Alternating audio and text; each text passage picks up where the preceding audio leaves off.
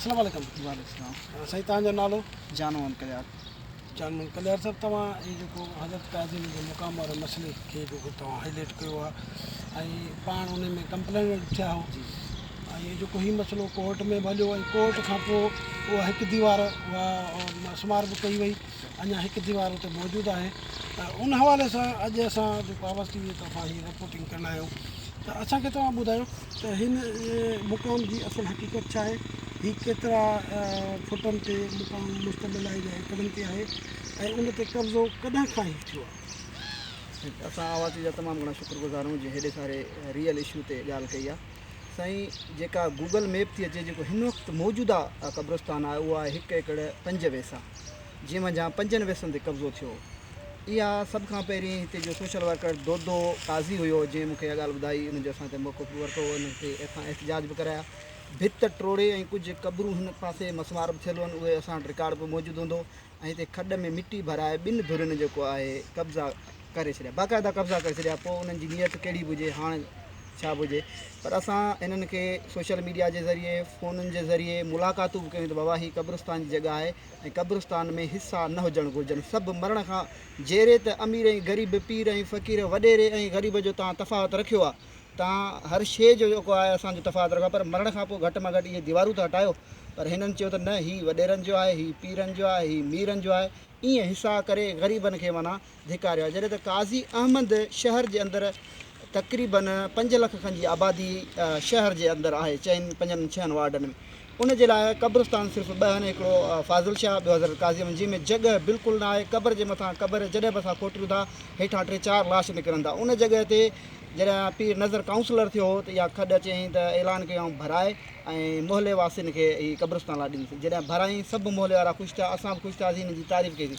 पर भराइण खां पोइ ख़बर पई त हिननि पाण में मिली भगत करे ज़िले चेयरमैन ऐं काउंसलर हिन खे दीवारूं ॾेई करे पंहिंजनि हिसनि में रखी छॾियो।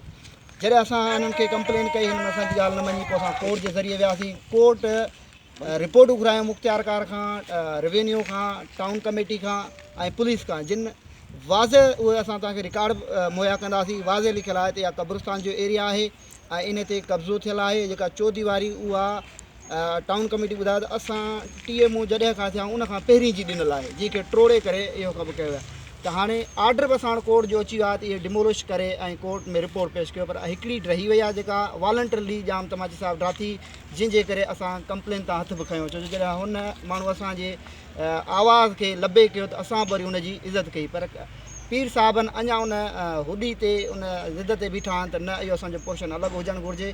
उम्मती ऐं पीर में फ़र्क़ु वाज़े रखियलु हुजे त जीअं हू ॿिए पासे हुजनि, असां ॿिए पासे हुजूं। अच्छा साईं जानमन साहब, हिकिड़ो हीअ अर्ज़ु आहे त हीअ जेका दीवार हिन खे तक़रीबन 2 महीना या 3 महीना थींदा, पर इन खां अॻु में बि हिन मुक़ाम में दीवारूं मतिलबु चौतरफ़ ॾिनल आहिनि, जेके पार्टीशन थियल आहिनि ऐं उन्हनि जा गेट बि अलॻि अलॻि असां जेके रिकॉर्ड कया आहिनि त उन में गेट बि अलॻि। त भला इन खां अॻु में इन इशूअ ते छो न कयो वियो ऐं एन टाइम ते हिन हाणे जॾहिं पीर साहिबनि जा जाम तमाची जॾहिं दीवार ठाही त उन वक़्त खां पोइ जेको हीउ शो थियो आहे, आख़िर इन जो वजह छा आहे? छा कुझु सवाल अहिड़ा ॿुधनि था त इहे माण्हू उन वक़्तु अॻु में छो न थियो, जीअं दोदो काज़ी हो या अब्दुल कादिर खिलजी हुयो, तव्हां त बेसिकली त हिकिड़ो सोशल सरदार कॉलोनी जा हो, पर उन हूंदे बि तव्हां हुननि जी हेल्प में हिते आहियो। त इहो सुवाल त अॻु में हीअ जेके दीवारूं आयूं हुयूं उन वक़्तु इहो आवाज़ु छो न थियो वियो? हा, उन वक़्तु छा थियो, जॾहिं बि क़ब्रस्तान असांजा आहिनि 2 इलाइक़नि में, कचे में बि आहिनि, उन में बि नंढड़ा नंढड़ा कटड़ा हूंदा आहिनि, पर उन में पहिरीं क़बर हूंदी आहे, पोइ उहो एरियो ॾसंदा आहिनि बाबा हिन पासे कल्यार आहिनि, हिन पासे मोची आहिनि, हिन पासे जोखिया आहिनि, पर कॾहिं बि एॾियूं वॾियूं दीवारूं कोन आयूं। ऐं हीअ जेका आहे उन खां पोइ मिटी भराए ऐं जेके हिननि DPC खणाई न, जंहिं मंझां पूरे शहर में इहा ॻाल्हि उथी त हिते आइस फैक्ट्री थी ठहे। जॾहिं आइस फैक्ट्री जी ॻाल्हि आई ऐं पर्सनल यूज़ जी ॻाल्हि आई त पोइ असां आवाज़ु उथारियो ऐं उन खां पोइ हिननि जो मौक़ो पायो त असां हिन खे क़ब्रस्तान था कयूं। इहा सची ॻाल्हि आहे, जेकॾहिं असां आवाज़ु न उथारियूं हा त इहा आइस फैक्ट्री थी वञे हा, इहा कमर्शियल यूज़ में अचे हा, छो जो अरबे खरबे जो प्लाट आहे। हाणे जॾहिं ॻाल्हि ॻिची में कंहिंजे जी बि पोइ थी त पोइ चवंदा क़ब्रस्तान आहे। असां था चऊं, असां जज साहिब खे एप्लीकेशन बि ॾिनी त बाबा सभु दीवारूं जेके आहिनि उहे हटायूं आहिनि। त जज साहिब चयो जेको तव्हां मेट्र मोड खणी आया आहियो उहो 6000 फुट जो आहे तव्हांखे जेकॾहिं वरी इहे डिमोलिश कराइणियूं आहिनि क़ानूनी तरह सां तव्हां वरी नई सी एप्लीकेशन ॾियो पंहिंजे वकील जे थ्रू अचो। ऐं तव्हांखे जेकॾहिं इहो बि शक आहे त असां हुनखे चयोसीं क़ब्रिस्तान टोटल 5 एकड़नि ते आहे, हिननि जा जेके सर्वे नंबर आहिनि उहे खणनि, बाक़ी जेकी ज़मीन बचे उहा क़ब्रिस्तान जी आहे, क़ब्रिस्तान खे ॾिनी वञे। त जज साहिब चयो बाबा मूंखे तव्हां 6000 फुट जी एप्लीकेशन ॾिनी आहे, जेकी दीवारूं आहिनि मां सिर्फ़ु उन ते पंहिंजो डिसीशन ॾिनो, उहो साबित थी चुको आहे त सरकारी आहे। जेकॾहिं तव्हांखे अञा बि जेकॾहिं केस वणा त मुख़्तलिफ़ केस जो हिकु त क़ब्रिस्तान जी एरिया जी टोटल कढो, जंहिंजे लाइ वरी असां काउंसलिंग कई त पीरनि वटि जेके बि या उंदड़नि वटि या काज़िन वटि या ओस पास जेके बि आहिनि उन्हनि जे सर्वे नंबर खणी अचो, उन्हनि खे पंहिंजी बनी पूरी कयो, जेका बनी सरकारी बचे उहा क़ब्रिस्तान जी आहे, त उहा उनखे इहो तव्हांखे अलॻि केस दाख़िल करिणो पवंदो। ऐं जेकर तव्हांखे ॿियूं दीवारियूं बि ठाराहिणियूं आहिनि त उनजे लाइ वरी तव्हांखे केस दाख़िल करिणो। असां सिर्फ़ु जंहिं ते दांह थी रड़ थी सोशल वर्कर खे को इलाम कोन थींदो आहे, हिते जे पाड़े वारनि एहतजाज शुरू कयो, जीअं असांखे ख़बर पई असां कंप्लेनर बि हिनखे कयो, पोइ हिननि ते वीचारनि ते प्रेशर अची विया, जंहिंखां पोइ असां त उन केस में बि हुयासीं। केस अलाह असांखे सोभ ॾिनी, साईं जन जी महिरबानी थी जो असांखे रिवेन्यू वारनि ऐं ॿियनि इदारनि बि जेको आहे अलाह खे हाज़िर नाज़िर ॼाणे सही रिकॉर्ड हर शइ जे प्रूफ सां जेके मूं तव्हांखे ॾिनियूं आहिनि उन मुताबिक़ इहो जेको मौजूदा दीवारूं आहिनि ऐं 6000 फुट आहे, इहो मुक़ाम जो आहे, इहो कंहिं बि क़ीमत ते यकसान खां सवाइ असां माठ न कंदासीं। जेकॾहिं हीअ हाई कोर्ट वेंदा, सुप्रीम कोर्ट वेंदा, असां वटि रिकॉर्ड मौजूदु आहे, असां बि हिन सां गॾोगॾु हलंदा वेंदासीं। पर इहा क़ब्रिस्तान जे लाइ कामन हुजणु घुरिजे, ईअं न जो हीअ वॾेरा आहिनि त वॾी जॻह हुजे, पीर आहिनि त हिननि जी अलॻि हुजे। असां था चऊं इंसान चाहे हिंदू हुजे चाहे मुस्लमान हुजे, जेके पूरण वारा आहिनि उन्हनि खे गॾु पूरियो वञे, घटि में घटि मरण खां पोइ इहो तफ़रक़ो न हुजे।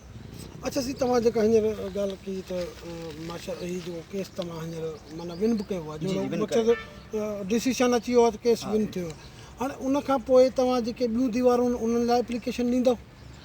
सभ खां पहिरीं जीअं भाउ बशीर जोखियो आहे, इन जा हिते कुझु माण्हू वारस जेके आहिनि पूरियल आहिनि, असां मुंहिंजी अमर जेका आहे फाज़िल शाह में वारियल आहे, त असांजी कोशिशि हींअर जेका अॻियूं नेक्स्ट स्टेप आहे त असां हाणे जेके बि काज़ियमनि जे अंदरि माण्हू पूरण जी जॻह न आहे, सभिनी क़ब्रिस्तान जे लाइ असां एप्लीकेशन ॾींदासीं त जेके बि हिननि जा सर्वे नंबर आऊं खेरपुर खां खणी ईंदुसि, सभिनी खे पंहिंजी बनी पूरी करे ॾींदुसि, बाक़ी जेकी सरकारी ज़मीन आहे उहा क़ब्रिस्तान ॾींदुसि। अॻे इहा तहरीक बि हली, पैसा बि जमा थिया त काज़ियनि में क़ब्रिस्तान न आहे, बनी वठी ॾियो, करोड़ रुपया हिननि उन्हनि खे ॿियनि खे जंहिंजे आस पास में ज़मीन आहे उन्हनि खे बासियासीं, पर उन्हनि असांखे बनी न ॾिनी। उनखां पोइ इहो असांखे हिन केस खटण खां पोइ इहो यकीन थी वियो आहे त उनड़ साहिबान खे जेके बि उन्हनि जा सर्वे नंबर आहिनि उहे उन्हनि खे मुकमल करे, बाक़ी जेकी ज़मीन हूंदी फाज़िल शाह जी हज़रत काज़िमनि जी, चाहे उन्हनि ते उन्हनि जूं बिल्डिंगूं ठहियल हुजनि, चाहे उन ते बनी हुजे, उहा डिमोलिश कराए क़ानूनी तरीक़े सां असां क़ब्रिस्तान जे हवाले कराईंदासीं। अच्छा साईं, ॿियो अर्ज़ु हाणे जेको हीअ जीअं तव्हां ॿुधाए पिए त इहे जिथे क़ब्रिस्तान आहिनि उते असांजो माना क़ब्र ठहण खां पोइ उनखे दीवार ॾियण पिया त हीअ मोचिन जो आहे या हीअ कल्यारनि जो आहे जेका ॻाल्हि, त छा अगरि को अलाह माफ़ी ॾे इतफ़ाक़ सां को अहिड़ो वाक़ियो थिए थो का क़ब्र ठहे थी, त छा उन खां पोइ इहा दीवार भले हू बरक़रार रखंदा, तव्हां उन ते एग्री थींदव, या वरी तव्हांजो सिर्फ़ु इहो मुतालबो आहे त इहा दीवार हटणु घुरिजे? न साईं, आऊं इहा ॻाल्हि कई त असां जेके ॿहिराड़ी जा क़ब्रिस्तान उते बि असां ॾे पाड़ो हूंदो आहे, बाबा हिन पासे मोचिन जा पाड़ा आहिनि, जीअं मुंहिंजे ॻोठ जे क़ब्रिस्तान आहे, हीअ कल्यारनि जो पाड़ो आहे, हीअ ॿुघियनि जो पाड़ो आहे, पाड़े जे हिसाब सां पोइ जेकॾहिं क़ब्र अॻिते पोइ थी वञे, हाणे मुंहिंजी जिते मुंहिंजो ॾाॾो ऐं वालसा पूरियल आहे उहा आहे मोचिन वारे साइड ते, यानी कि दीवार कोन्हे को, पर हिकिड़ो ज़हन में रखियलु आहे त हीअ जेको पाड़ो आहे। ऐं घणा माण्हू जेके आहिनि पंजाब जा हितां लॾे विया आहिनि, पर उन्हनि खे इहा ख़बर आहे त असांजो जेको वारसनि जी जेका क़ब्रूं आहिनि उहे फलाणी साइड ते, यानी कि इहे सिर्फ़ु ज़हनी तौरु हुया त हीअ पासो हिननि जो आहे, पर दीवारूं पहिरियों दफ़ो असां ॿुधूं पिया त क़ब्रिस्तान जे अंदरि आहिनि, दांह थी आहे, त असां पोइ सोशल वर्कर जी हैसियत सां असां उनखे सोशल मीडिया ते इवन असां कानून वारो रस्तो अख़्तियार करे असां पंहिंजो केस खटियो आहे। जेकॾहिं ईअं वरी पाड़े वारा उथंदा त असां वरी उन्हनि सां गॾु हूंदासीं, जिथे जिथे चाहे पूरी सिंध जे अंदरि किथे बि क़ब्रिस्तान जो मसइलो हूंदो असां उनजो साथ ॾींदासीं। अच्छा साईं, जानवर हीअ तव्हां हींअर ॻाल्हि कई त कुझु क़ब्रूं मुस्मार कयूं हुयूं,